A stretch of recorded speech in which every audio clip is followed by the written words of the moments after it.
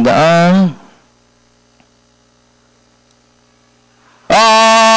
Cesar West Dreams Sangang daan is on the outside. Is Smart Kid in third.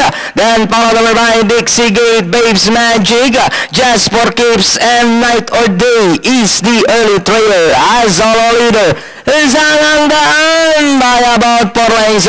West Dream in second, is Smart Kid in third, and in fourth, Babes Magic moving up on the outside, Dixie Gate. Then alongside moving up is Jasper Kips, and a long way back to Night or Day.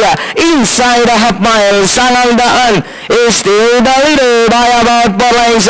West Dream is Smart Kid is running by the third, Babes Magic in fourth, but it's still Sangang daan by about 3 lengths. Is Smart Kid, West Dream is on the outside. Then racing in fourth is Babes Magic. Is Sangang daan still the leader by about 2 lengths. Is Smart Kid, West Dream, Babes Magic in fourth. Is Sangang daan by only a length. Is Smart Kid now coming closer on the outside. West Dream, Babes Magic is by the runner.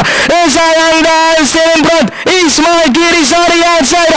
Is Smart Kid, Sangang daan. Is Smart Kid takes the leader. Is Sangang daan, Babes Magic. Is Smart Kid by about 2 lengths now. And hitting the finish line, it's Smart Kid, Babes Magic, Sangang daan. Then comes West Dream.